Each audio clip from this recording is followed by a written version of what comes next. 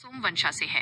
इन्हें भगवान श्री कृष्ण के वंशज के रूप में जाना जाता है, जो भारतीय संस्कृति और राजनीति के केंद्र में रहे हैं। यहाँ यादवों के इतिहास के मुख्य पड़ाव दिए गए हैं। 1. पौराणिक और वैदिक मूल। यादवों की उत्पत्ति पौराणिक राजा ययाति के ज्येष्ठ पुत्र यदु से मानी जाती है। यदु को उनके पिता द्वारा राज्य का एक हिस्सा दिया गया था, जहाँ से यादव कुल की शुरुआत हुई। ऋग्वेद में उल्लेख यदु कबीले का उल्लेख ऋग्वेद में प्राचीनतम आर्य कबीलों में से एक के रूप में मिलता है। हेह और क्रोष्टु वंश। यदु के वंश आगे चलकर दो मुख्य शाखाओं में बट गए। हेह जैसे राजा कार्तवीर्य अर्जुन, और क्रोष्टु जिसमें आगे चलकर वृष्णि और अंधक वंश हुए। 2. भगवान श्री कृष्ण और द्वारका युग।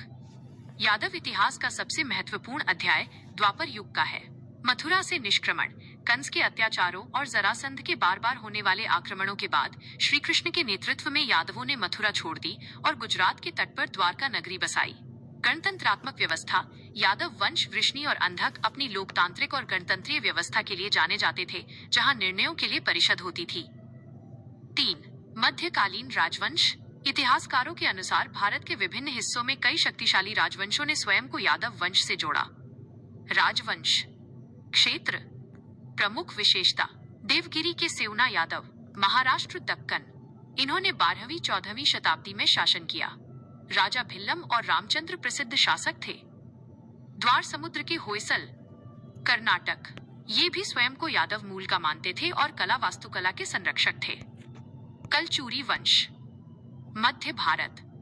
इनका संबंध यादवों की है शाखा से माना जाता है। विजयनगर।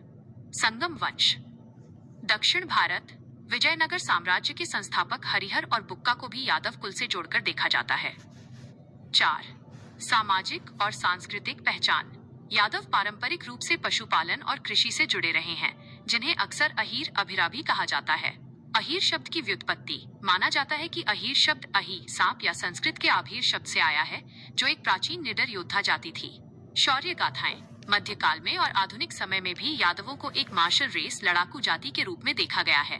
भारतीय सेना की अहीर रेजिमेंट की मांग इसी वीरतापूर्ण इतिहास पर आधारित है, जैसे 1962 का रेजांगला युद्ध।